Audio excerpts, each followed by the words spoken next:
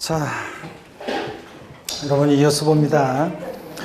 79페이지 이율과세 특례하고 그 다음에 부당행위 예산부인 특례, 특히 증여 후 우회 양도요. 이걸 비교해서 연달아 설명을 드려보겠습니다. 여러분 설명 한번 쭉 들어보세요. 정규 수업 시간에 이게 다 설명했던 것들. 배우자여 한 입을 덮고 자는 사이에 또는 직계존비속 간에 배우자 직계존비속 간에 증여받은 재산에 대해서요. 증여받은 재산에 대한 이율과세 특례입니다. 이거 양도소득 금액 계산 특례 부분에서 나오는 건데 이율과세 특례인데 요거는 보시면 어떤 거냐면 배우자 직계존비속으로부터 다른 건 안 되고요. 어떤 재산을 증여받았어야 되냐면 다른 건 안 되고 토지, 건물, 그 다음에 무슨 이용회원권, 특정시설물 이용회원권, 골프회원권 같은 이런 것들을 증여받았을 때 한해서 적용된다고 돼 있었는데 올해 2019년 개정세법이 이 세 가지에다가 또 추가된 게 있습니다. 부동산을 취득할 수 있는 권리요. 아파트 당첨권, 분양권 같은 부동산을 취득할 수 있는 권리 얘도 추가가 됐습니다. 이율과세 특례 적용 대상이 됐어요. 그래서 이것도 여러분들이 알아두시고 그 다음에 이율과세 특례가 나오면 여러분요 시험 문제 옆에다가 이렇게 해놓으시면 돼요. 이율과세 특례가 나오면 갑을, 병 이렇게 해놓고 문제를 푸시면 돼요. 갑을, 병 이렇게 해놓고 그래야지 헷갈리지 않습니다. 증여자고 그 다음에 증여를 받는 수증자고 제3자요. 이렇게 해놓고 여러분들이 문제를 푸시고 갑을, 병 이렇게 해놓고 그럴 때 배우자 직계존비속 관계죠. 증여자 수증자의 관계는 증여받아서 몇 년 내 양도할 때 이율과세 특례가 적용돼요? 5년 내. 자, 증여받아서 양도를 하면 이율과세 특례가 적용됩니다. 근데 이율과세 특례의 이제 내용은 어떤 거냐면 납세무자는 수증자예요. 납세무자는 수증자인데 취득가격이나 취득시인 다 누굴 기준으로 판단하느냐? 증여자 기준으로 판단한다는 거죠. 이게 증여받은 날로부터가 아니라 당초 증여자가 취득한 날로부터 보유하는 기산하고 이런 거예요. 그래서 만약에 만약에 2012년 만약에 10월 달에 취득을 했다. 자, 근데 취득을 했고 이때 이제 그 취득한 가격, 증여자가 당초에 취득한 가격은 2억 원이었고 근데 배우자나 직계존비속이 증여했는데 2017년 예를 들어서 8월 달에 증여를 받았고요. 그 다음에 증여 받은 때 그 증여 당시 증여받을 당시 재산가액은 5억 원이다. 자, 그리고 을이 증여받아서 배우자 직계존비속으로부터 양도를 했는데 만약에 19년 만약에 예를 들어서 5월 달에 양도를 했다. 자, 그러면 양도 당시 가격은 예를 들어서 여기 양도 가격은 7억 원이었다. 그러면 양도세 계산 시에 이거라고 그랬죠? 양도책 계산할 때 납세무자는 수증자인데도 불구하고 양도 가격은 이제 7억인데 요건데 취득 가격을 증여받은 당시 재산 가격으로 하지 않고 당초 증여자가 취득한 가격을 취득 가격으로 해서 양도세 계산하고 또 보유 기간도 증여받은 날로부터가 아니라 당초 증여자가 취득한 날로부터 양도일까지로 보유기간 계산한다고 했습니다. 그래서 여러분들 당초 증여자가 취득해서 양도일까지로 보유기간 계산한다. 그러니까 요 사례에서요. 장기 보유 특별공제를 받을 수 있느냐 그러면 원래는 증여받은 날부터 양도일까지로 하면 3년 보유를 못했으니까 장기공제 못 받지만 당초 증여자가 취득한 날부터 이율과세 특례는 보유기간이 계산하니까 2012년 10월에서 2019년이니까 6년 이상 7년 미만이죠. 그러니까 장특공제 받을 수 있고 일반적인 토지 건물이면 6년 이상 7년 미만이니까 12%를 공제받을 수 있는 거고요. 그 다음에 원래 상속세나 증여세, 기납부한 상속세나 증여세는 양도세 계산 시에 필요경비에 포함 안 해요. 근데 이율과세 특례 적용될 때만 예외적으로 필요경비에 산입해서 공제받을 수 있고요. 산출세가 아니라 필요경비에 산입해서 공제받을 수 있고 자, 그 다음에 증여자와 수증자는 원래 한 몸이잖아요. 어차피. 그러니까 연대납세무가 있다 없다? 없다는 거. 그래서 연대납세무가 없다. 증여자 수증자 사이에는 연대납세무가 없다는 거. 그래서 여기 이제 핵심이에요. 그래서 이율과세 특례 나왔다. 배우자 직계존비속으로부터 증여받아서 5년 양도하는데 어떤 걸요? 토지, 건물, 무슨 이용회원권, 그 다음에 올해 같으면 이제 부동산을 취득할 수 있는 권리 이런 것들을 증여받아서 제3자에게 양도할 때요. 그럴 때 양도소득세 납세문자는 수증자인데 취득가격이나 취득신다 누굴 기준으로 판단한다? 증여자를 기준으로 판단하고 또 기납부한 증여세 원래 상속세나 증여세는 필요경비에 포함 안 하는데 이율과세 특례 적용될 때는 기납부한 증여세 필요경비 산입에서 공제받을 수 있고 연대납세문 있다 없다? 없다. 이게 핵심이에요. 그리고 또 이제 올해 절 보세요. 그리고 또 이제 이런 거요. 이율과세 특례 적용하지 않는 경우에서 만약에 배우자로부터 증여받아서 양도할 시점에 얘네들이 혼인관계가 소멸됐을 때 특례 적용한다고 그랬어요? 안 한다고 그랬어요? 배우자로부터 증여받아서 5년 내 양도할 때 양도 당시 혼인관계가 소멸됐어요. 이혼했어요. 특례 적용해야 하네요. 한다고 그랬잖아요. 그렇다면 다 사람들이 가짜로 다 이혼신고 제출한다고 그랬잖아요. 법원 왔다 갔다 해가지고. 그러니까 양도 당시 혼인관계가 소멸된 경우에도 특례는 적용해요. 근데 다만 사망으로 혼인관계가 소멸된 경우는 특례 적용해야 하네요? 안 하지. 악용의 소지가 없으니까. 자, 그 다음에 또 그 다음에 증여받아서 양도할 시점에 증여받아서 2년 내 수용으로 양도해요. 그러니까 증여일로부터 소급해서 2년 이전에 수용으로 양도한다. 그러면 증여받고 나서 2년 내 수용으로 양도할 때는 특례 적용해야 하나요? 안 합니다. 내 의지로 양도한 거 아니니까. 또 1세대 1주택을 비과세권 갖춘 주택을 증여받아서 양도할 때도 특례 적용 안 해요. 어차피 비과세니까. 근데 특이하게도 1세대 1주택인 고가주택을 증여받아서 양도할 때 특례 적용한다 안 한다? 안 합니다. 그 고가주택은 과세인데도 1세대 1주택인 고가주택을 양도할 때 특례 적용 안 하고 또 이런 게 있었어요. 요약집에도 보면 어떤 게 있었냐면 이율과세 특례를 적용해서 계산한 결정세액이 이율과세 특례를 적용하지 않고 계산한 결정세액보다 더 적어. 그러면 특례 적용한 게 더 적어 특례 적용하지 않은 것보다. 그러니까 그럴 때는 특례 적용하지 않는다. 이렇게 해가지고 특례 적용하지 않는 경우도 뵀습니다. 그렇게 특례 적용하지 않는 경우에는 납세문자 수증자인데 그때는 보유기간 증여받은 날부터 양도일까지도 계산하고 취득가격도 증여받은 당시 가격을 취득가격으로 하고요.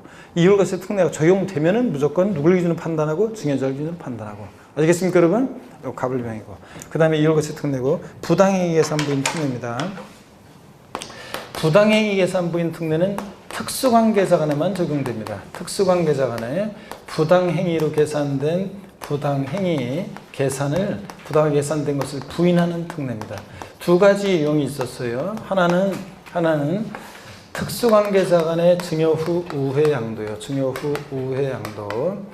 증여했다가 우회 양도하는 건데 제목은 좀 학자마다 좀 틀린데 증여 우회 양도, 증여받아서 우회 양도하는 건데 어떤 거냐면 이건 이런 거라고 했습니다. 물론 이제 또 하나는 특수관계자 간의 시가보다 낮게 저가로 양도하거나 특수관계자 간의 시가보다 높게 고가로 양수 취득하는 경우예요. 요거는 남남 사이에는 적용 안 돼요. 남남 사이 시가보다 낮게 양도하든 높게 취득하든 뭔 관계가 있어요? 특수관계자 간인지 확인하고 그 다음에 또 시가보다 낮게 저가로 양도해야지 높게 양도하면 특례 적용 안 돼요. 또 시가보다 높게 취득을 해야지 낮게 취득하면 특례 적용 안 돼요. 헷갈리니까 어떻게 했어요? 저도 세법 고수입니다. 저가 양도 고수, 고가 양수. 다 같이요. 에브리바디 시작. 저도 세법 고수입니다. 요 경우만 특례 적용돼요. 그 다음에 얘는요. 보세요. 부당행위 계산부인 특례는 이렇게 했다고 해서 무조건 특례 적용되는 게 아니라 얘는 조세에 부당한 감소가 있어야 돼요. 조세에 부당한 감소가 있어야 되는데 감소를 요하는데 이율과세 특례는 배우자 직계점유소로부터 증여받아서 5년 내 양도하면 얘는 무조건 특례 적용돼요. 조세에 부당한 감소를 요하지 않습니다. 자, 이 차이점이에요. 근데 여기 부당해서 선부인 특례는 조세 부당 감소가 있어야 되는데 그 판단을 저가양도 고가양수는 어떻게 하냐면 시가와 대가의 차이가 금액으로 3억 원 이상 차이 나거나 3억 원 이상 차이가 나거나 또 시가와 대가 차이가 시가의 5% 이상 차이가 나면 조세에 부당한 감소가 있다고 봅니다. 그래서 만약에 여기에 해당된다? 그럼 조세 부당 감소가 있다 그러면 얘네들의 계산을 부인하고 무엇을 양도가격과 취득가격으로 다시 계산해? 시가로 다시 양도가격과 취득가격을 다시 계산합니다. 그러면 이게 저가양도 고가양수입니다. 특수관계자 간인지 확인하고 저가양도인지 고가양수인지 확인하고 그 다음에 시가 대가에서 금액으로 3억 원 또는 시가 5% 이상 차이 나는지 확인하고요. 해당되면 얘네들 계산 부인하고 시가로 다시 계산하고 증여 후 우회 양도를 소개해 드리겠습니다. 증여 우회 양도 나오면요. 시험지 옆에다가 이렇게 을, 병 이렇게 꺾어지는 그림 이렇게 해놓고 문제 푸시면 돼요. 예, 증여자고 그 다음에 증여를 받는 수증자고요. 자, 어떤 관계냐면 얘네들은 특수관계자간이에요. 특수관계자간. 친족관계 등은 특수관계자간이에요. 그러니까 배우자 직계존밀속간 이율과세 특례종들은 그 배우자 직계존밀속을 제외한 특수관계자간에 증여했다가 또 양도를 합니다. 증여받아서 특수관계자로부터 증여받아 양도하는데 뭐 시험에 나왔던 것은 삼촌으로부터 조카가 뭐 증여받아서 양도한다거나 뭐 이런 식으로 형이 동생에게 증여받아 양도한다거나 하여튼 친족관계 등 특수관계자 그러면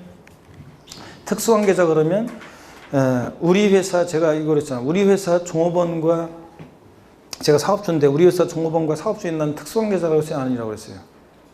특수관계자라고 그랬습니다. 우리 회사 제가 사업주인데 종업원과 생계를 같이 하는 가족과 사업주인 나는 특수관계자라고 했어요? 아니라고 했어요? 특수관계자라고 했잖아요. 특수관계자라는 것은 친족관계가 있거나 경영지배관계가 있거나 경제적 연관관계가 있는 자들을 말하잖아요. 법령에 더 자세히 나와 있지만 그 정도.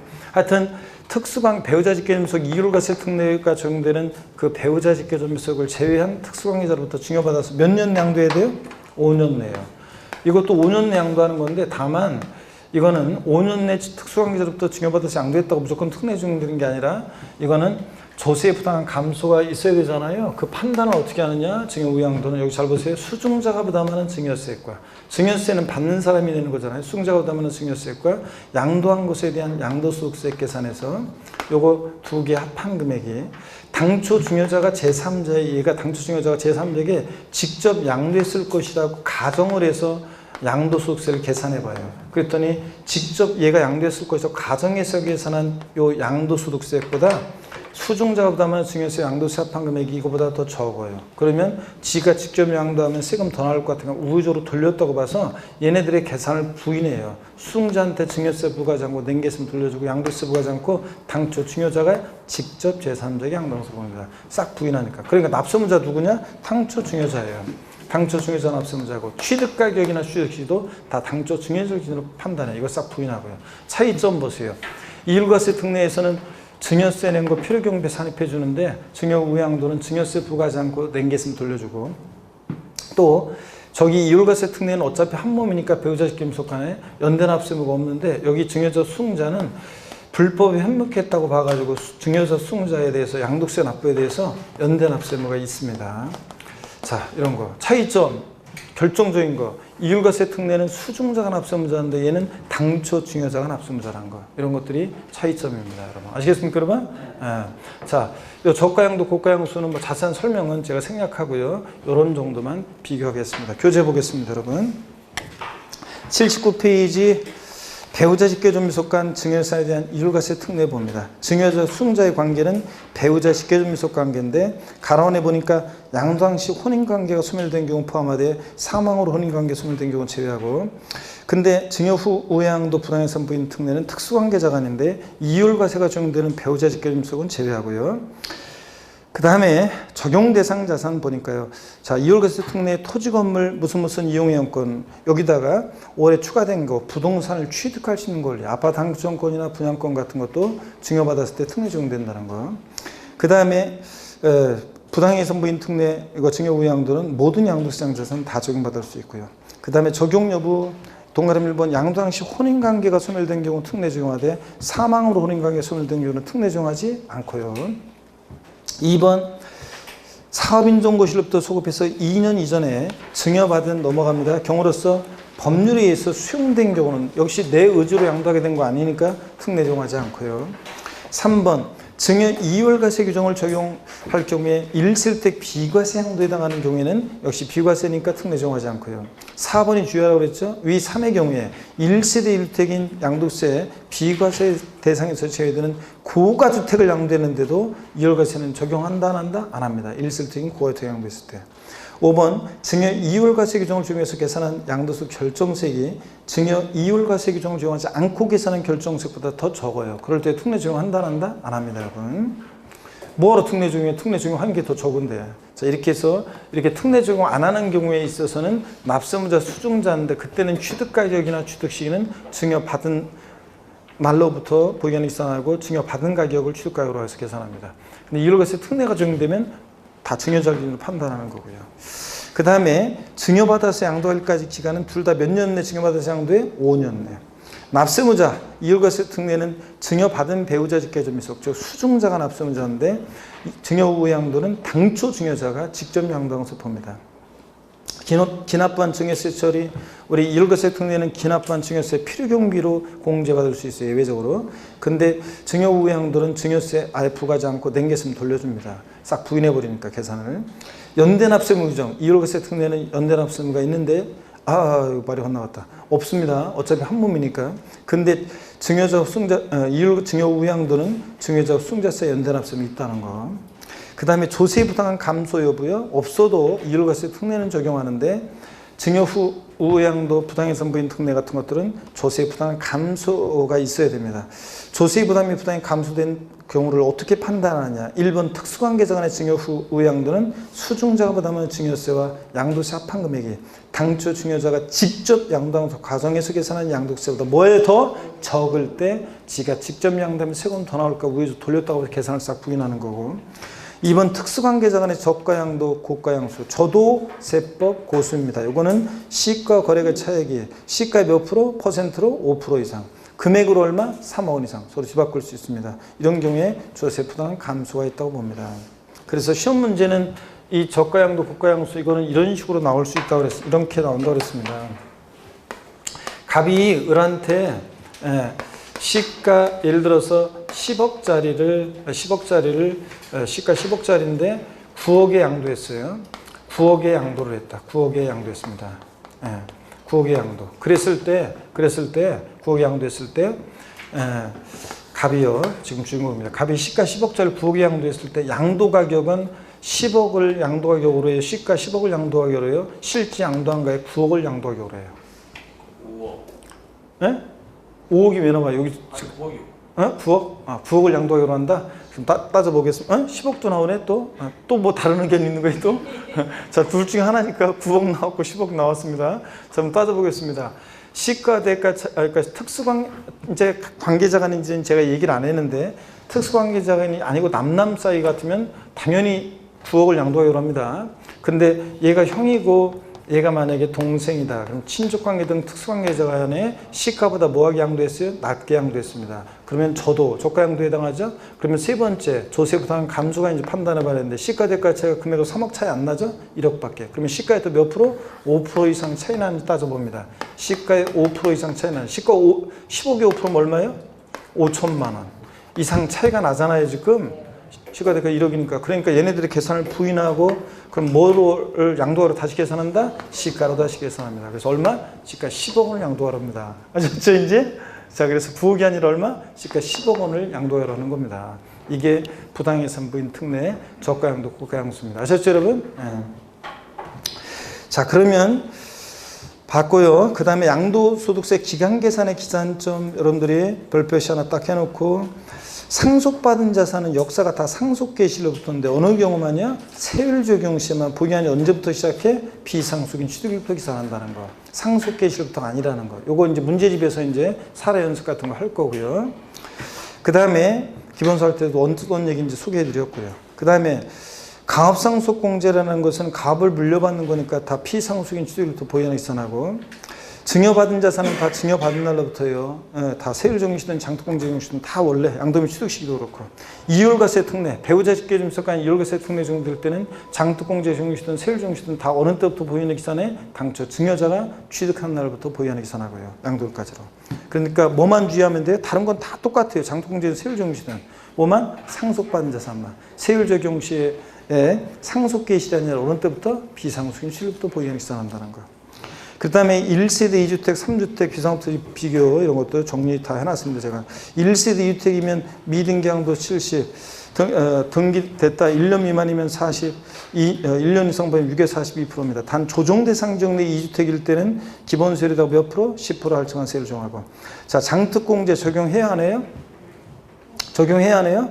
원래는 다주택, 100주택자 장특공제 받을 수 있어요. 단 어떤 경우만 배제돼? 조정대상 내 다주택일 때는 2주택 이상 배제됩니다. 조정상적이 아니면 받을 수 있는 거고요. 2주택을 연도를 달리하고 다른 양도자산이 없다면 미등기 양도만 아니면 기본공제 받을 수 있습니다. 다주택은. 3주택이요. 미등기 70, 등기할 때 1년 미만 40, 1년 이상 보였을 때 기본세율 적용되고 단 조정상적 내 3주택 양도할 때는 기본세율이다 몇 프로? 20% 할증한 세율이고 장특공제 받을 수 있어요. 단 조정대상 지역 내 3주택은 배제되는 거고요. 아시겠습니까 여러분? 요거 차이점. 자 넘어갑니다. 그리고 요 별표시도 하나 해 놓으시고요. 2주택, 3주택 기상토지 별표시 하나 해 놓으시고. 그 다음에 83페이지 맨 꼭대기 3주택을 연도를 달리해서 양도하고 다른 양도자산이 없다면 각각에 대해서 250만 원 기본세 받을 수 있고요. 비사업용 토지요. 등기되고 2년 이상 보유했다 그러면 기본세율에다가 10% 할증한 세율 중에서 16에서 52%가 세율 적용되고 10% 할증되고 비사업용 토지도 장특공제 됩니다. 미등기 양도 아니고 등기되고 3년 이상 보유하면 기본공제 미등기 양도면 아니면 당연히 받을 수 있습니다. 또 지정지역 내 비사업용 토지 양도했을 때는 기본세율에다가 10% 할증한 세율에다가 또 10%를 가산한 세율을 적용한다는 거. 지정지역, 조정상적이 아니에요. 이거는 투기적 같은 지정지역 내 비사업용 토지 양도할 때. 세목별로 우리 겸용주택 봅니다. 취득세에서도 겸용주택이 지방세법의 규정은 없는데 예규에서 겸용주택 나오고 재산세는 지방세법의 규정이 되어 있습니다. 취득세하고 재산세 일동 건물은 내용이 같이 가는데 주거면적이 크든 작든 면적에 비례해서 주거분만 들어봐요. 주택면적이 크다고 전부주택 아니고요. 재산세에서 일구 건물 나면 항상 주거용 상면적 50% 기억하라고 했죠? 주거용 상면적 50% 이상이면 전부주택이고 50% 안 되면 주거분만 주택이고. 그래서 일구 건물 나면 재산세 항상 50% 기억하고 이상이면 전부주택이고. 일동 건물은 취득세랑 똑같아요. 쿵쿵 따로 외웠습니다. 쿵쿵 따, 쿵쿵 따, 쿵쿵 따리 왜 안 따라해? 시작. 쿵쿵 따, 쿵쿵 따, 쿵쿵 따리, 쿵쿵 따. 취득세, 재산세, 면적 비례, 주거만. 그래서 취득세와 재산세 일동 건물은 면적에 비례해서 주거분만 주택입니다. 일동 건물 주거 면적이 크다고 전부주택 아니고요. 근데 양도소득세 겸용주택, 1세대주택 비과세권 충족한 경우에 자, 우리 어떻게 외웠어요? 이거 표에 나와 있는 부등호 두 개, 위에 있는 부등호, 아래에 있는 부등호를 어떻게 외웠습니까? 부등호, 주택이 클 때만 전부 주택. 주택 면적이 주택 EMF보다 크면 뭐라고요? 전부 주택이고. 그러니까 다르잖아요. 재산세 일동 건물은 주택 면적이 크더라도 주거분만 주택이고 전부주택 아니고 양도세는 부등호 주택이 크면 뭐고 전부 주택이라서 건물 전부 비과세고. 비과세는 토지 면적은 우리 최근에 문제풀이할 때 썼고요. 참고적으로 보시고. 시험에 계산 문제가 나왔으니까 건물에 대한 것만 잘 기억하면 돼요. 주택면적이 주택 이해목보다 작거나 같을 때는 법령에 주택 이외 부분은 주택으로 보지 않는다. 주택 이외 부분은 주택으로 보지 않으니까 주거분만 주택으로 본다는 얘기고. 부등호 다 같이요. 양도세 어떻게 외운다? 부등호 주택이 클 때만 전부 주택. 요거만 이해하고 있으면 소수령으로 나왔을 때 답 고를 수 있고요. 취득세하고 재산세 일동 건물은 쿵쿵따 쿵쿵따리 쿵쿵따 취득세 재산세 면적 비례 주거만 요거로 외우고요. 그 다음에 세목별 다가구 겸용주택도 별표시 하나 하시고 다가구 주택 이런 것들은 다 독립화 문제로 안 나오고 종합문제 속에서 나오는 것들이라 별표시 하나씩 다 합니다. 세목별 다가구 주택, 세목별 공동소유주택. 여러분들이 이거 다가구 주택도 헷갈리고 공동소유주택도 뭐 헷갈리잖아요. 이게 세목별로 따르게 돼 있어가지고 이렇게 해서 나중에 하다가 이거 헷갈린다 그러면 여기 딱 보시면서 정리하시면 됩니다. 다가구 주택이요. 주택법상 단독주택인데도 우리 취득세 고급주택 판정할 때라든가 재산세라든가 지방세에서는 공동주택과의 과소형평을 위해서 공동주택처럼 판단해요. 그래서 단독주택인데도 주택법상 1세대가 독립하여 구분 사용할 수 있도록 구입된 부분을 각각 1구의 주택으로 봅니다. 내 한 가구마다 1구의 주택으로. 이 경우 그 부속토지는 재산세에서 건물 면적 비율에 따라 각각 나눈 면적을 1구의 부속토지로 보고요. 근데 종부세라든가 종합부동산세에서 1세대 1주택자에 대한 그 주택 판정할 때라든가 양도소득세에서 1세대 1주택 판정할 때라든가 종부세에서 부동산 임대업 1개 소유하는 자의 주택임대 비과세에서 주택수 판단할 때라든가 국세에서는 다가구택은 전체를 어떻게 한다? 한 개에 들어봅니다. 종부세에서 다가구택은 주택수 계산할 때 1세대주택 계산할 때 한 개의 주택으로 보여요. 합산배제 신고한 임대주택으로 신고한 경우는 1세대가 각각 독립하여 구분 사용할 수 있도록 구입된 걸 각각 1주택으로 봅니다. 하여튼 종부세에서 다가구택 원칙 어떻게 한다고 전체를 하나에 들어봅니다. 9가구 거주하고 있어도. 그 다음에 양도소득세요. 한 가구가 독립하고 구분 사용할 수 구입된 걸 각각 하나에 들어보는데 다만 해당 다가구택을 구획된 분별로 분양하지 않고 하나의 단위로 양도하면 전체보다 하나의 주택, 단독주택으로 봅니다. 일개주택으로. 종부세에서 종합소득세에서 부동산 임대업에서 주택수 계산할 때 다가구택은 전체를 어떻게 한다? 한 개주택으로 봅니다. 물론 구분된 경우는 각각 일개주택으로 계산하지만 원칙은 하여튼 국세는 다가구택을 전체로 어떻게 한다? 한 개주택으로 봅니다. 단독주택으로. 지방세에서 다가구택은 어떻게 하고요? 공동주택처럼 독립하고 분리된 부분을 각각 일구주택으로 보고요. 아시겠습니까, 여러분? 차이점 비교합니다. 대답이 왜 없어요, 여러분들? 자, 그 다음에 세목별 겸용 공동소유주택도 비교합니다. 종부세에서요, 우리가 세율 적용 시에, 이따가도 나오지만 세율 적용 시 종부세에서 세율 적용할 때 2주택 이하는 빵5, 27, 6당의 종합세율. 조정 대상 지역 내 2주택이나 3주택 이상자는 그때 이제 우리가 빵 6, 3위 이렇게 주택 수에 따라서 종부세 세율을 달리할 때, 주택분 세율을 달리할 때, 그때 주택수 계산할 때 종부세는요, 공동소유주택은 1주택을 여러 사람이 공동소유한 경우에 공동소유자 각자가 그 주택을 수여하는 것으로 주택수 계산합니다. 다만 여기 이제 요 주택수 계산에 관한 것은 올해 종부세에서는 신설 규정입니다. 2019년 신설 규정이에요.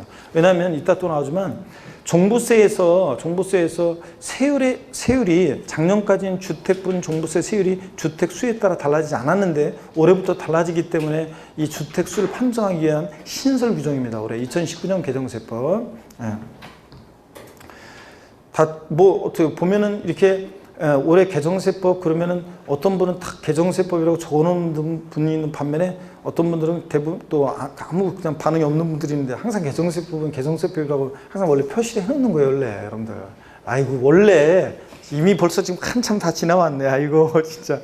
그래서 종부세 요거는 이제 2019년 신설 규정인데 1주택을 하여튼 공동으로 소유한다. 공동소유 각각 1주택을 소유하는 것을 본다. 다만 상속을 통해 공동 소유한 주택은 과세일련제 다음의 요건을 모두 충족한 경우에 한해 주택수에서 제외시켜주는데 내 의지로 소유하게 된 게 아니니까 주택에 대한 소유지분율이 20% 이하이면서 소유지분율에 해당하는 20%에 해당되는 그 공시가 유역이 얼마요? 3억 원 이하일 때 요거 종부세 주택수에서 제외합니다. 상속받은 주택은 공동 상속받은 주택은 양도소득세에서 1주택 비과세 판정할 때 공동소유주택 1주택을 여러 사람이 공동으로 소유하는 경우에는 각각 개개인 1주택을 소유하는 것을 포함으로 공동소유주택 외에 다른 주택을 양도할 때는 비과세하지 않는다. 그러니까 공동소유주택은 지분이 크든 작든 양도세에서는 갑지분 90%, 을지분 10% 그래도 공동소유 각각 1주택을 소유하는 것을 봅니다. 종합소득세에서는 우리가 부동산 임대업에서 주택수 계산할 때 일개 수요하는 자의 주택임대 비과세 주택수 계산할 때 공동 소유주택은 어떻게 한다고? 지분이 가장 큰 자의 수를 계산해요. 그러니까 종부세나 양도세하고 달라요. 부동산 임대업에서는 지분이 가장 큰 자의 수를 계산합니다. 갑지분 60%, 을지분 40%면 지분이 가장 큰 자의 수를 계산하되 지분이 가장 큰 자가 2인 이상일 때 어떻게 하고요? 각각의 수를 해요. 이렇게 해서 종부세, 양도세에서는 공동소유택은 공동소유 각각의 주택으로 계산하는데 이렇게 부동산 임대업에서만 공동소유택은 지분이 가장 큰 자의 수를 계산하는 게 원칙입니다. 지분이 가장 큰 자 2인 이상일 때 각각의 수이고요. 넘어갑니다. 계속 다 이제 중요한 것들이 계속 나옵니다. 넘어가시면 그 84페이지 양도소득의 구분계산 및 결손통산 요거는 양도소득계산 특례에서 작년에 종합문제에서 지문 한 줄 나왔던 건데 양도소득의 구분계산 보니까 다음에 양도소득 금액은 구분해서 계산하고 각 소득금액 계산할 때 발생한 결손금은 이를 다른 소득금액과 통산하지 않는다. 어떤 소득금과 어떤 소득금을 구별하느냐? 토지, 건물, 부동산을 기타로 산 얘네들 양도소득 금액과 주식 양도소득 금액과 파생상품 양도소득 금액은 각각 구분해서 계산하고 결손 통산하지 않습니다. 근데 얘네들끼리는 토지, 건물, 부동산을 기타로 산 얘네들끼리는 결손금을 통산합니다, 여러분들. 주식끼리는 파생상품끼리는요. 근데 작년 시험에 나온 게 이거잖아요. 부동산을 취득할 수 있는 권리와 토지 양도소득 금액은 구분 계산하고 결손금을 통산하지 않는다. 맞아요? 틀렸잖아요. 토지, 건물, 부동산을 기타로 산 얘네끼리는 결손금 통산한다니까, 여러분들. 자, 그 다음에 2번 결손금액 공제 통산이요. 세율별 공제 우선이요. 자산별 양도차손은 같은 세율 정되는 것 양도금에서 먼저 통산하고 남는 게 있으면 미공제분은 다른 세율 정되는 자산 양도금에 통산하고요. 그래도 남는 게 있다. 세율별 공제에서 공제 못한 결손금이 있다 그러면 미공제분의 처리. 세율별 공제에서 공제 못한 결손금은 그냥 소멸입니다. 미공제는 양도소득에서 발생한 이 결손금은 종합소득금액이나 퇴직소득금액에서 공제할 수 없고요. 다음과 세기간으로 2월 공제도 받을 수 없다. 다만 부동산 임대소득 결손금은 다음 연도로 2월 공제, 주택임대소득은 2월에서 공제받을 수도 있긴 있어요. 근데 양도소득은 세율별 공제 못한 결손금은 2월에서 공제받을 수 없습니다. 5년 범위 내에서 공제받을 수 있다고 바꿔서 나온 적도 있고요. 미등기 양도예산, 자, 이거 불이익 작년 시험에 나왔죠? 불이익상 반드시 알아주셔야 되고, 그래서 이번에 장특공제 형제 다 배제되니까 미등기 양도전자산은 양도차익과 양도소 과세표 금액이 일치한다고 그랬지 아까? 빼는 게 없으니까요. 최고세율 70% 비과 감면 다 배제, 필금계산 공제 받을 수 있고, 등기 의지하는 거, 미등기 양도했는데도 불이익 주지 않는 거 작년 시험에 나왔습니다. 쭉 보시되 동그라미 4번이요. 법률의 규정이나 법원의 결정에서 양도당시 취득하는 등기업한 자산은 불이익 주지 않는다고 그랬죠?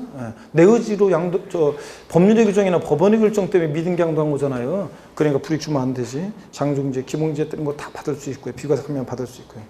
5번 1세대 1택으로서 건축법에 의한 건축 허가를 받지 않아서 등기업한 자산은 이 1세대 1택 비과세 받을 수 있다고 그랬잖아요. 무허가주택. 무허가주택도 비과세 받을 수 있나요? 수업 시간에 수강생 많은 데서 뒷자리에서 손들고 질문하신 분 계셨는데 교수들도 찾아와서 또 무허가주택도 비과세 받을 수 있냐고 그래서 그렇다고 했는데 예규까지 찾아서 보여줬는데도 화장실 가서 내가 볼일 보는데 그 화장실까지 따라와가지고 무허가주택도 비과세 한 얘기 해드렸어요, 안 드렸어요? 전하시죠, 여러분들? 예. 그리고 제가 작년에 6번, 7번 도시개발법 어쩌고 도시개발법 어쩌고 나오면 등기 법률 규정에 의한 거니까 등기 의지한다 그랬는데 작년 시험에 동그라미 6번이 7번이 나왔네요. 7번이 나왔었습니다. 그래서 시험에 나왔었고요. 도시개발법 어쩌고 나오면 등기 의지합니다. 양도세 예정신고, 확정신고 비교는 별표 3개죠, 여러분들? 별표 3개 하시고. 미등기 양도는 뭐 기본적으로 여러분이 항상 불이익사항과 등기 의지하는 거 알아두셔야 되고요. 독립화문제는 안 나오더라도. 예정신고, 확정신고 비교는 뭐 별표 3개고, 아까 설명 다 드렸어요, 여러분. 예? 자, 설명 드렸는데, 다만,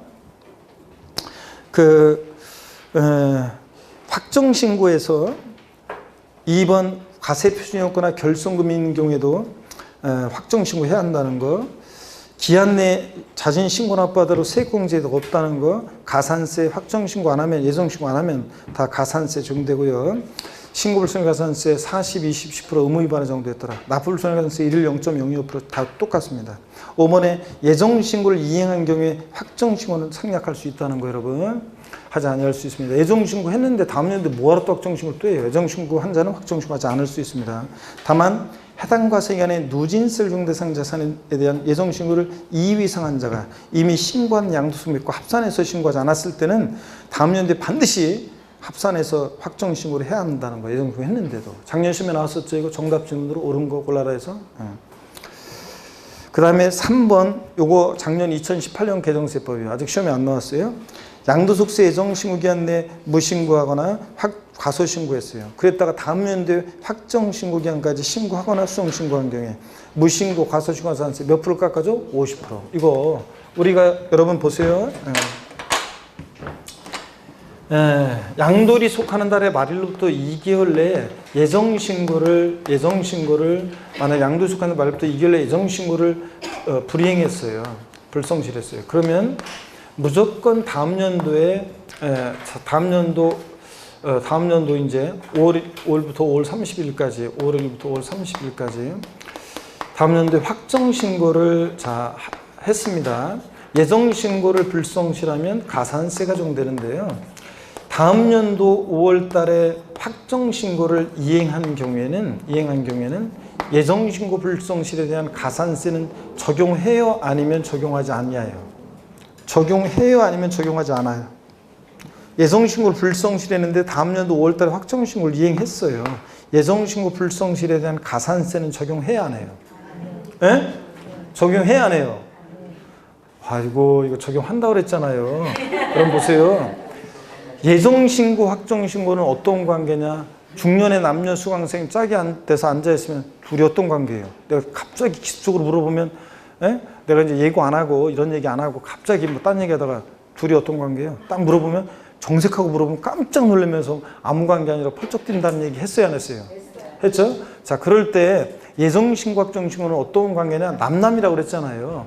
예정신고를 안 하잖아요. 그러면 확정신고를 다음 연도에 하든 안 하든 무조건 예정신고 불성실하면 가산세가 적용돼요. 다만 예정신고를 불성실했는데 다음 연도에 확정신고를 이행하게 되면 예정신고 불성실에 대한 무신고, 요 과소신고 있잖아요. 무신고나 과소신고, 요 가산세 몇 프로 깎아준다고요?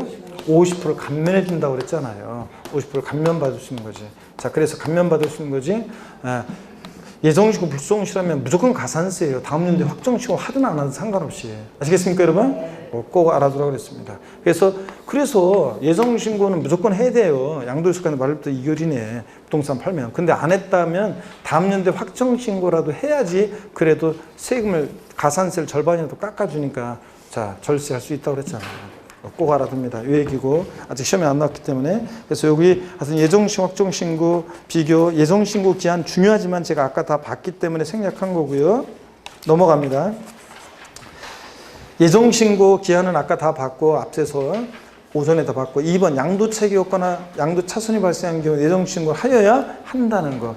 양도차익이 없거나 양도차손이 예정신고 하지 아니한다 할 필요 없다 다 틀려요. 아까 양도소 과세표준금액이 없거나 결손금액인데 확정신고 해야 한다고 그랬잖아요. 예정신고 기한에 자진 신고 납부하더라도 세액공제 더 없어요. 당연히 해야 할 일 있을 뿐이고 안 하면 역시 가산세 적용되고요. 똑같습니다. 이렇게 보시고요. 자, 그 다음에 세목별 물납 비교, 분할 납부 비교 별표시 다 3개씩 합니다, 여러분.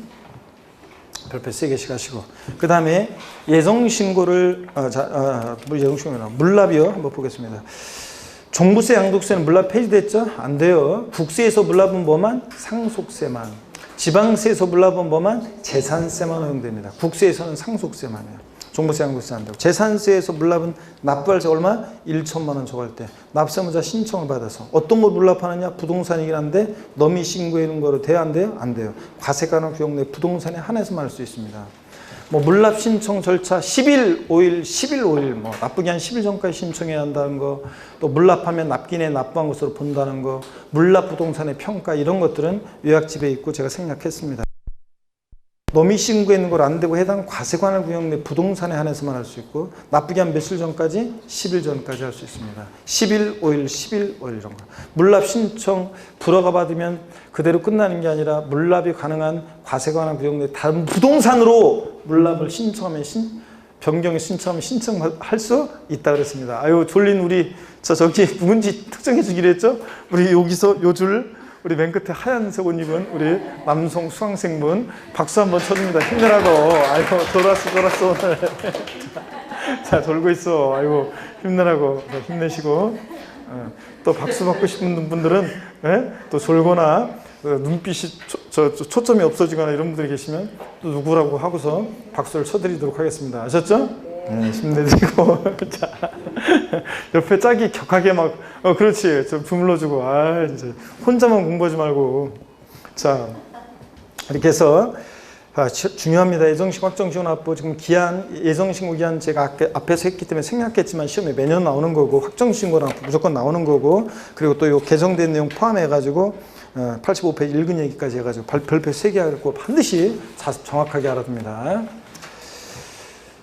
그 다음에 예정신고 한 자는 확정신고하지 아니할 수 있다는 거. 다만 뭐 작년 시험에 나온 거 2위 이상 양도하는데 예정신고 마지막에 합산해서 예정신고 하라면 다음 년도 합산해서 확정신고 해야 하고 뭐 이런 것까지 다 봤습니다. 세목별 물납 받고요. 지금 보고 있습니다. 정확히 요건 알아두셔야 되고 분할 납부 비교 봅니다. 재산세, 종부세, 양도세 다 허용되는데 자 분할 납부 재산세는 기준금액이 500만 원 초과할 때 종부세는 얼마? 250만 원 초과할 때 시험에 나온다고 그랬잖아요. 별표시 다 세게 하고 250만 원 초과할 때 할 수 있고 양도세는 얼마? 1천만 원 초과할 때 할 수 있습니다.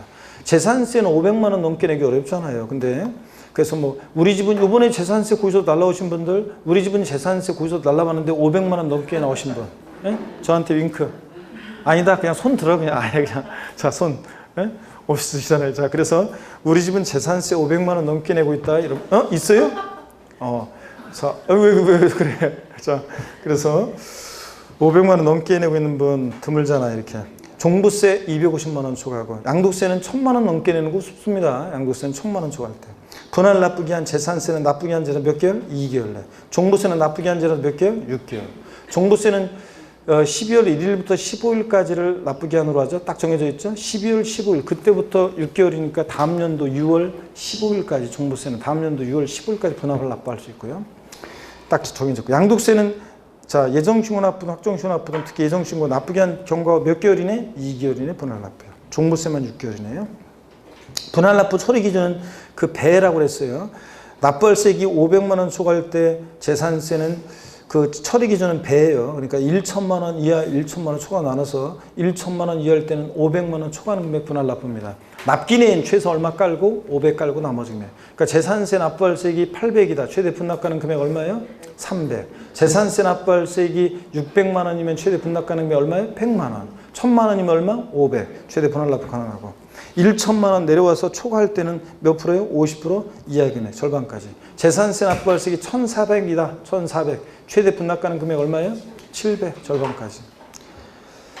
종부세는 250만 원 초과할 때 할 수 있잖아요. 납부기한 경우 6개월 이내 납부할세액이 자 처리 기준은 그 배니까 250만 원 초과하면서 500만 원 이하 500만 원 초과 나눠서 500만 원 이하일 때는 해당 세액에서 250만 원 차감한 금액이니까 원래 납기는 최소 얼마 깔고 250 깔고 나머지 금액. 종부세 납기가 12월 1일부터 12월 15일까지다. 종부세는 토지분이든 주택분이든 납기 딱 정해져 있잖아요. 그럼 납부기한 지나서 6개월 내 분할 납부니까 다음 연도 6월 15일까지예요. 분납기한이. 그러면 종부세는 납부할세액이 400만 원이다 그러면 400만 원이면 해당 세액에서 250을 차감한 금액이니까 납부할세액이 만약에 종부세 납부할세액이 예를 들어서 400만 원이다 그러면 원래 납기내는 최소 얼마 깔고 250만 원 무조건 깔아놓고 최소한 깔아놓고 나머지 금액 400에서 250 차감한 금액이니까 얼마?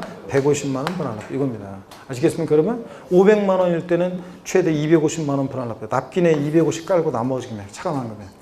자 500만 원 초과했을 때는 50% 이하 금액이니까 종부세 납부할세액이 만약에 800만 원이다. 최대 분납가능 금액 얼마다? 400 절반까지요. 500만 원 이하일 때는 해당 세액에서 250 차감한 금액. 납기내 최소한 200 금액. 사례를 아예 외워요. 딱. 그러면 헷갈리지 않을 거고요. 500만 원 이하 500만 원 초과로. 양도세는 납부할세액 1천만 원 초과할 때 할 수 있으니까 처리 기준은 배니까 2천만 원 이하 2천만 원 초과 나눠서 2천만 원 이하일 때는 1천만 원 초과하는 금액을 분할 납부할 수 있으니까 납기는 최소 얼마 깔고 1,000 깔고 나머지 금액. 그래서 양도세 납부할세액이 1,600만 원이다. 최대 분납가능 금액 얼마예요? 600. 이거. 2천만 원 초과했을 때는 50% 이하 금액이니까 양도세 납부할세액이 만약에 2,400이면 1,200, 3,600이면 1,800 절반까지 분할 납부. 정확히 알아둡니다. 국내산 양도와 국외산 양도 비교는 별표 시험합니다. 자, 국내산 양도 시의 거주자라는 것은 우리나라 국내에 주소가 있거나 183 이상 거주된 개인을 말합니다. 근데 국외산 양도 시의 거주자는 양도를 이제 계속해서 국내에 몇 년이요? 5년 이상 주소 거주는 거주합니다. 4년, 3년 주소 거주는 거주 안 돼요. 5년 이상 주소 거주는 거주만이 납습니다. 과세상 다른 건 다 똑같은데 부동산 임차권이 국내산 양도시는 반드시 등기된 것만 대상인데 국외산 양도시는 미등기 부동산 임차권은 이런 거 관계없어요. 등기와 관계없다. 왜 그러냐? 우리나라가 전 세계 부동산 등기부를 어떻게 관리해요? 남극, 북극, 아프리카, 아시아, 유럽, 남미, 중미, 그린란드, 뭘 또 빼먹었지? 아프리카 했나요, 제가? 하여튼 이런 식으로 전 세계 부동산 어떻게 등기부 관리하고 기준시가를 관리해. 그죠? 그러니까 등기라든가 기준시가에 관한 내용은 국외산 양도시에는 적용이 있다, 없다? 없다. 자, 그 다음에 그래서 등기와 무관하게 대상이 된다. 세율, 국내산 양도시에 미등기하면 70%지만 국외산은 등기, 미등기 세율 이런 게 있다고 없다고요? 없어요. 등기 관련한 것은. 또 주식을 아예 생략했는데 부동산하고는 기타라산이요. 우리 국내산 양도시에는 754에 640이잖아요. 이런 식으로. 근데 국외산 양도시에는 자, 보유기간 이런 거 관계없이 부동산 등을 양도했다. 주식 빼놓고는 무조건요. 6에서 42% 추가 누수세율 적용됩니다. 국외산. 1년 미만 보유한 토지도 국외산 양도시에는 무조건 6에서 42%예요. 1년 미만이라고 50%가 아니라. 아셨죠? 국내산 양도와 비교하고. 물납이요. 국외산 양도시에는 안 됩니다. 국내 안 됩니다. 국내산도 안 되는데 국외산 당연히 안 되지. 아프리카 탄자니아 공화국 정글에 있는 부동산이라 가나 공화국, 기아나 공화국, 아니면 세네갈 공화국 정글에 있는 기아나 공화국 채권으로 물납한다. 골치 아프잖아요. 안 합니다. 안 되고. 분할 납부는 둘 다 됩니다. 장특공제 국외에서는 안 해줍니다. 다른 나라 국가공유가 신경 안 써줘요. 우리가 국외 자산 양도도 안 해주고. 근데 기본공제는 기본적으로 다 깔아줍니다. 기준시가에 관한 것은 국외산 양도 적용이 있다 없다? 없고요. 그 다음에 납세무자를 보면 국내에 소지하는 자산을 양도했을 때는 비거주자도 납세무가 있는데 국외산 양도 시에는 비거주자는 당연히 납세무 없고 마돈나가 미국에 있는 부동산 팔았을 때 거주해야 되는데 그냥 거주 안 되고 5년 이상 수호수 거주만이 납세무 있다. 뭐 여기서 뭐 좀 추가한다 그러면 뭐 외화 국외산 양도 시는 외국 돈을 우리나라 돈으로 환산해서 계산해야 되잖아요. 그럴 때 수령하거나 지출한 날 현재, 수령일이나 지출한 날 현재 외국환 관리법에 따른 기준환율이나 재정환율에 의해서 외화를 원화로 환산해서 계산하고 또 국외산 양도 시에도 실거래가로 계산합니다. 양도가액, 취득가액, 실거래가로 계산하는데 다만 그 실지거래가액이 없을 때는 그 나라의 현황을 반영한 시가로 계산하기도 합니다. 여기 없지만 요약집에 있는 내용 중에서 여기 없지만 뭐 그 나라의 현황을 반영한 시가로 하기도 하고 또 국외산 양도 시도 실거래가로 합니다. 자, 이렇게 해서 끝났으면 얼마나 좋겠어요? 앞으로 다시 가야지. 양도세 그래서 주요 내용들 우리가 살펴봤고 항상 여러분들이 비교해서 이거 갖고 다니면서 다시 한번 헷갈릴 때마다 쭉 읽어보시면서 정리를 하셔야 됩니다. 아셨죠, 여러분? 네. 앞으로 다시 갑니다. 우리가 어디로 가시냐면 조세 총론 나옵니다. 중요 세목별 비교를 받고 31페이지입니다. 31페이지 조세 총론인데요. 여기부터는 이제 슬쩍 이제 훑어드리기만 할게요, 제가. 지방세 과세 주체에 따른 비교는 뭐 독립화문제로 나온 적도 있지만 종합문제 속에서 나오는 거고요. 취득세는 과세 주체가 특광도 그리고 지자로 이름 시작한 애들 4가지 중에서 3가지가 지자로 이름 시작한 애들이 취득세처럼 특광 도가과세 주체입니다. 도구가과세 주체인세금 등록면허세, 시군구 재산세. 자, 특방 시군인 거. 지자로 이름 시작한 지방세 4가지 중에서 어떤 애요? 지방소득세만 특광 시군입니다. 주민세도 특광 시군이긴 한데 하여튼 지자로 이름 시작하는 4가지 중에서 지방소득세만 특광 시군이고요. 특별자치도나 특별자치시는 11개 지방세 세금에 다 과세치가 됩니다. 그 다음에 부동산 활동에 따른 분류, 취득할 때 보유할 때 양도시가 되는 세금 가끔씩 시험에 나오는데 종합문제 속에서 나오고 밑줄 그어져 있는 애들은 취득시에만 부과되는 것들이죠. 취득세, 등록면허세, 상속세, 증여세. 보유시에만 부과되는 보유세 3가지, 취득과 양도에 부과되지 않고 보유에만 부과되는 거 재산세. 친구! 특정 부동산분 지역자원시효세, 종부세, 보유세 3가지. 나머지는 다 동시부과되는 애들이에요. 밑줄 없는 애들은. 양도시 부과되는 세금, 양도시에만 부과되는 거 양도소득세. 나머지는 다 동시부과됩니다. 넘어갑니다. 그러면 거기 동시부과된 애들이 정리가 돼 있잖아요. 동시부과된 애들이 정리가 되는데 부동산 취득보양도 온 동네 닭 끼고 돌아다니는 아저씨 있었잖아요. 동네 이름은 참견하고 돌아다니는 아저씨. 어떤 아저씨? 농부 아저씨, 농부지. 다 취득보양 닭 끼고. 그 다음에 취득과 보유에만 부과되는 거 지방교육세. 보유와 양도시에만 부과되는 거 지방소득세, 종합소득세. 종합소득세, 지방소득세. 애들 보유와 양도만. 취득과, 저 보세요. 취득과 양도에만 부과되는 세금 인지세. 이런 거 했었잖아요. 납세분 성립확정 소멸은 원래 전통적으로 중요한데 작년에 성립식이 나왔고 재작년에 이 소멸 나왔고 제 예상대로 재작년에 소멸 나올 가능성 높다고 했는데 쉽게 딱 나왔고 진짜 여러분들 제가 맨날 올해 나올 가능성 높습니다. 막 지금 주의해야 됩니다. 막 딱 했는데 탁탁 나오고 그럴 때 저의 쾌감 있잖아요. 그 시험지 저도 있잖아요. 그냥 시험 전에 이제 저 같으면 시험 전에 시험 전 일주일 그때부터 수업이 없잖아요. 그래서 시험 전 일주일 그 다음 일주일이 휴가예요. 2주. 그래가지고 시험 전 일주일 그때 이제 뭐 병원 같은 데 가서 종합검진 같은 것도 받고요. 그 시험 전 일주일이에요. 그 다음에 이제 저희 교수회 제가 교수회 회장이잖아요. 교수회 MT도 가고요. 1박 2일 MT도 가고 뭐 그런 거 합니다. 병원도 가고 막 종합검진 받고 그 다음에 그것도 해요. 그런 다음에 시험 당일날 이제 당일날 되면 저도 약간 긴장이 돼요. 시험 회사 이제 단맞추러 이제 해설 강의 다루러 회사 가면서 약간 긴장이 돼요. 어떤 문제가 나왔을까요? 올해는 궁금해요. 그래가지고 직원들이 이제 시험 딱 회사 가 있으면 이제 2차, 1차 먼저 하고 나와서 이제 1차 시험 끝나면 바로 직원들이 이제 끝나자마자 그것만 갖고 오는 회사마다 직원들이 있어요. 문제 갖고 오면 딱 갖고 와가지고 회사 딱 복사해서 교수님들이 이제 문제 풀어가지고 해설 달아가지고 그 해설 강의 촬영하고 또 막 전국 이런 데 배포하는 곳은 전국 단위 회사들은 전국적으로 배포하고 막 그럽니다. 그 다음에 이제 2차가 이제 그냥 딱 끝나자마자 그 근처 학원에서 저 학교에서 시험 본 직원이 잽싸게 문제를 또 갖고 와요. 그래서 문제만 갖고 오는 직원이 있어요. 그래서 그런 직원들은 시험은 안 보고 그냥 원서 접수해가지고 그냥 자고 뭐 하고 그냥 계속 이러고 있다가 이제 시험지만 갖고 오는 직원이 있어요.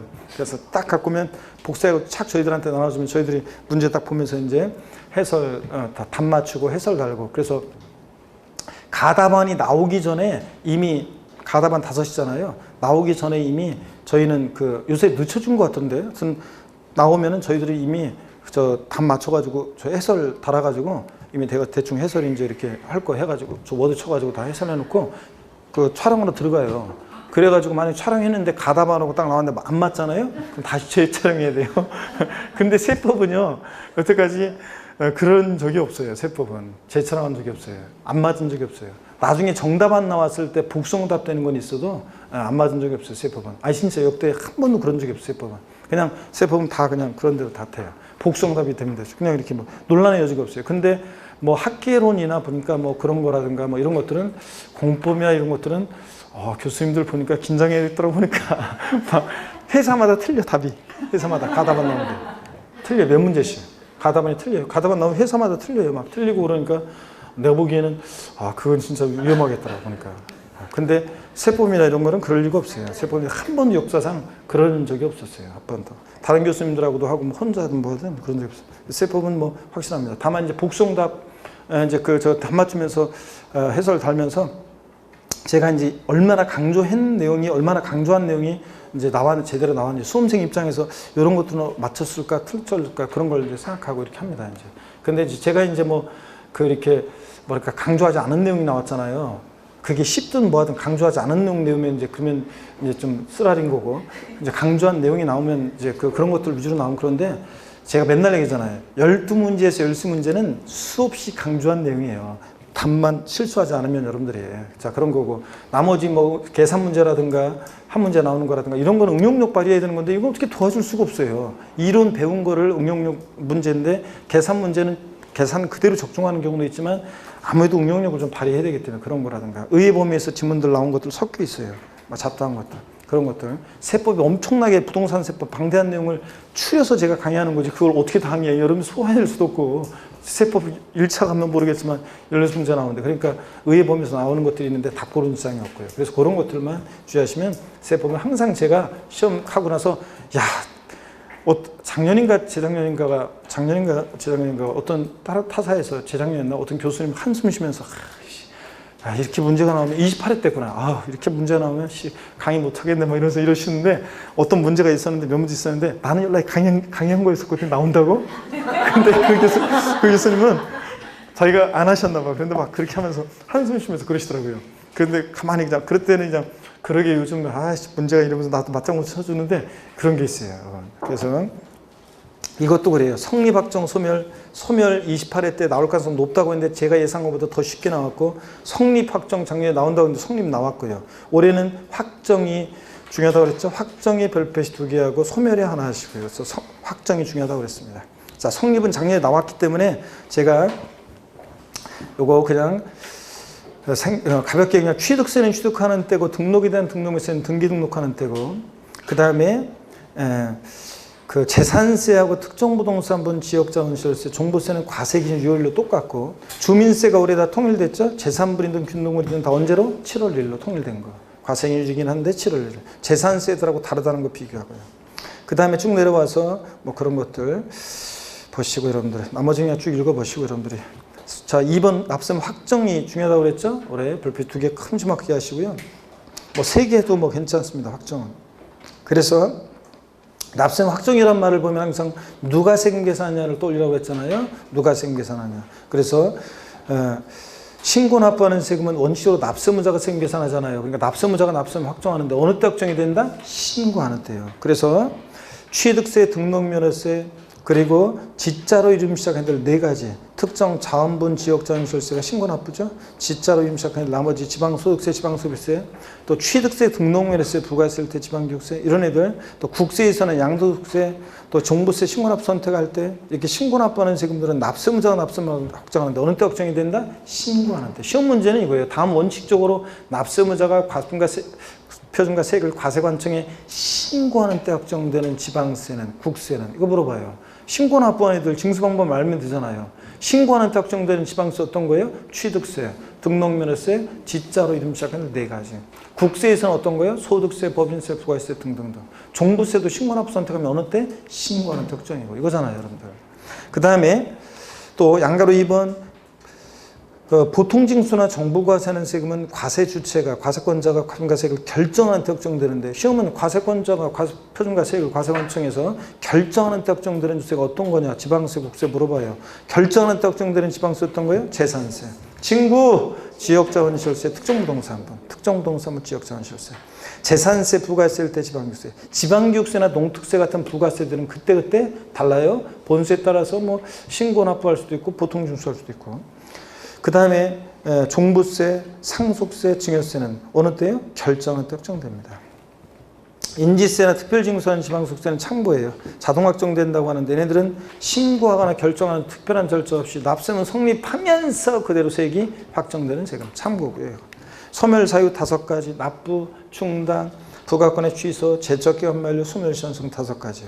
아닌 거 시험에 이미 나왔죠. 얘네들 소멸사유 인고 고르라고. 아닌 거 법인의 합병, A법인과 B법인 합쳐질 때 납세무 소멸한다고 하면 다 법인 합병하지. 부가 철회 거기서 보는데 도달 안 되고 이런 것들 다시 거기서 보냅니다. 납세 사망 이런 거 소멸사유 아니고요. 넘어갑니다.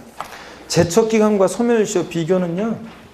뭐 쓸데없는 말들이 다 나와 있는 그럴듯한 구색 맞추기 있는 거고 제척기간에서 세금 부과할 수 있는 법정기간 제척기간 만료하면 더 이상 세금 부과할 수 없는데 중단과 정지만 보세요. 제척기간에는 중단과 정지가 없어요. 소멸시 같은 중단과 정지도가 있다 없다? 없다. 그 다음에 소멸시효 기간만 주의해서 보세요. 기간 지방세는 소멸시효에는 금액 상관없이 무조건 몇 년? 5년. 국세는 5억 원 미만은 5년, 5억 원 이상 국세는 몇 년? 10년 이런 거예요. 중단과 정지도가 소멸시효는 있다 없다? 있다는 거. 그래서 있고. 그래서 압류, 독촉, 납부채굴, 교부청구 뭐 이런 거, 납세고지 이런 거. 세금 내는 액션이 있으면 소멸시효 중단하고 정지는 무슨 기간만 정지하고. 제척기간에는 중단과 정지가 있다 없다? 없다. 이런 거. 서울 보세요. 압류는 제척기간이 중단하는 사유다. OX요. 압류는 제척기간이 중단하는 사유다. 왜 대답을 못하고 입으로 오므려? 다시 하더라. 금방 얘기했는데 제척기간은 압류는 제척기간이 중단한 사유다. 제척기간 중단과 정지가 있어요 없어요? 없다니까. 소멸시효가 이제 압류, 독촉, 납부채고, 교부청구, 뭐 납세고지 이렇게 세금 내는 액션 있을 때 중단하는 거고 시효가 처음부터 새로 진행하잖아요. 이런 것도. 그 다음에 국세, 지방세 제척기간 봅니다. 지방세 제척기간은 사기쳤다. 사기 등 그 밖에 부정한 행위로 지방세를 포탈한 그 경과마다 사기쳤다 몇 년? 몇 년이요? 10년입니다.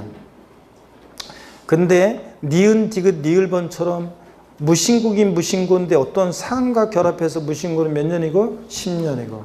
그 다음에 내려오면서 위 니은, 디귿, 니을 이외에 납세가 법정 신고기한과 신고제에 준했다. 그냥 무신고는 몇 년이고? 7년이고. 그 밖의 경우 5년. 10년, 7년, 5년입니다. 근데 국세, 양도소득세 같은 대부분의 국세는 10년, 7년, 5년. 사기쳤다 10년, 무신고 7년, 기타 5년. 상속증여세라든가 부담부증여시 양도세는 부담부증여시 양도세는 증여세와 같이 가는데 15년, 15년, 10년이요. 자, 사기쳤다 15년, 무신고 15년, 기타 10년. 15년, 15년, 10년. 리듬 타면 의라고 그랬잖아요. 국세, 양도세나 소득세, 법인세, 부가세, 국세, 종부세 같은 무신고는 제척기간은 10년, 7년, 5년. 일반 지방세 제척기간은 10년, 7년, 5년. 다만 무신고긴 무신고인데 어떤 사항과 결합해서 무신고는 10년. 그냥 무신고는 7년. 이렇게.